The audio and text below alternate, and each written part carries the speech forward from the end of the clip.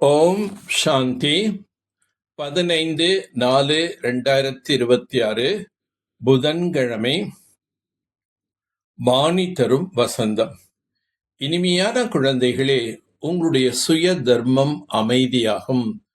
உண்மையான அமைதி சாந்தி தாமத்தில் கிடைக்கும். இந்த விஷயத்தை அனைவருக்கும் தெரிவிக்க வேண்டும். சுய தர்மத்தில் இருக்க வேண்டும். பாவம் மற்றும் புண்ணியத்தின் ஞானமாகும். பாரதவாசிகள் எப்போது பாபாவை நிந்தனை செய்ய ஆரம்பிக்கிறார்களோ அப்போது பாவாத்மாக்களாக ஆகிறார்கள்.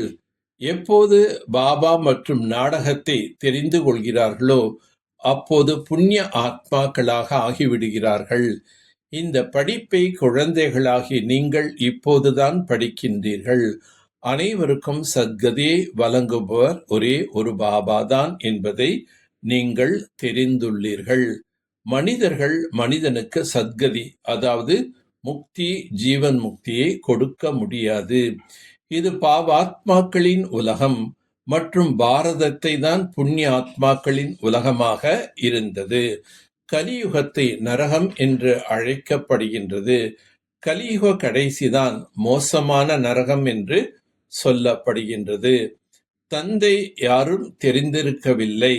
ஆகையினால் அனாதைகளாக ஆகிவிட்டார்கள். அனாதைகளாக இருக்கின்ற காரணத்தினால் தங்களுக்குள் சண்டையிட்டுக் கொள்கிறார்கள். எவ்வளவு துக்கம், அசாந்தி, சண்டைகள் நடக்கின்றன.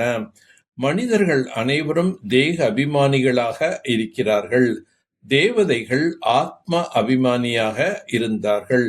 தேக அபிமானமுடைய மனிதர்கள் ஒருபோதும் யாருக்கும் சுகம் கொடுக்க முடியாது. ஒருவர் மற்றவர்களுக்கு துக்கத்தை தான் கொடுக்கின்றார்கள். ஆக கலியுகம் துக்கம் நிறைந்த உலகம் என்று தந்தை கூறுகின்றார். தூய்மையற்ற மனிதர்கள் சுகம், அமைதி தூய்மையற்ற உலகத்தில் கிடைக்க முடியாது. எவ்வளவு துக்கம் அடைகிறார்கள். இன்று பணம் திருட்டு போய்விட்டது, இன்று திவாலாக ஆகிவிட்டார்கள், இன்று நோய்வாய்ப்பட்டார்கள் என்று துக்கமே துக்கம்தான். நீங்கள் இப்போது சுகம், அமைதியின் ஆஸ்தியை பெறுவதற்காக முயற்சி செய்து கொண்டிருக்கிறீர்கள். எதுவரை 5 விகாரங்களை தானம் கொடுக்கவில்லையோ அதுவரை துக்கம் என்னும் கிரகம் விடுபடாது.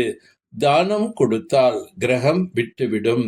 எதுவரை 5 விகாரங்களை தானம் செய்யவில்லையோ அதுவரை 16 கலை சம்பூர்ண தேவதையாக ஆக முடியாது.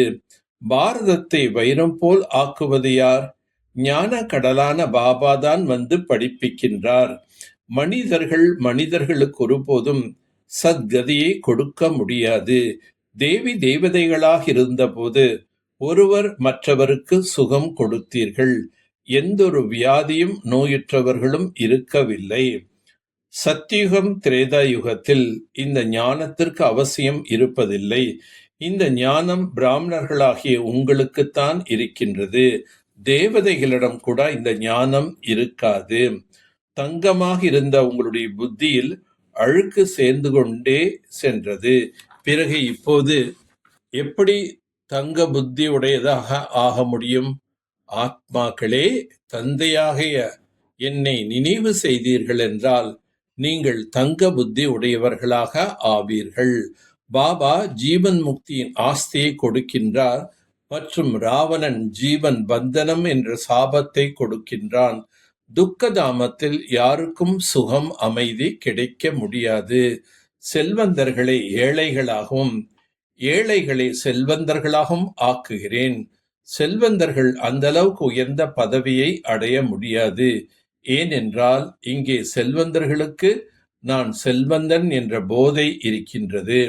பாபாவிடமிருந்து ஜீவன் முக்தி ஆஸ்தியை அடைவதற்கு அவசியம் தூய்மையாக ஆக வேண்டும். நாடகத்தின் ஞானத்தை புத்தியில் வைத்து துக்க தாமத்தில் இருந்தாலும் கூட துக்கங்களிலிருந்து விடுபட வேண்டும். செல்வம், பொருட்கள், செல்வம் நிறைந்தவன் என்ற போதையை விட்டுவிட்டு ஆத்ம அபிமானியாக இருப்பதற்கான முயற்சி செய்ய வேண்டும். விகாரங்களின் வம்சத்தின் அம்சத்தை கூட முடித்துவிடக்கூடிய சர்வ சமர்ப்பணம் மற்றும் ட்ரஸ்டி ஆக. யார் வருங்கால தேவதைகளாக பழைய சம்ஸ்காரங்களின் ஆஸ்தியை ஒதுக்கி வைத்திருக்கிறார்களோ அவர்களை மாயை ஏதேனும் ரூபத்தில் பிடித்துக் கொள்ளும். பழைய ரிஜிஸ்டரின் ஒரு சிறு துண்டு சீட்டானாலும் கூட பிடிபட்டு விடுவார்கள். மாயா மிக வேகமானது. அதன் கேட்சிங் பவர் ஒன்றும் குறைந்தது இல்லை. எனவே விகாரங்களின் வம்சத்தின் அம்சத்தை கூட முடித்து விடுங்கள். ஏதேனும் ஒரு மூலையிலும் இருந்தாலும் பழைய கஜானாவின் அடையாளம் ஒரு சிறிதும் இருக்கக்கூடாது.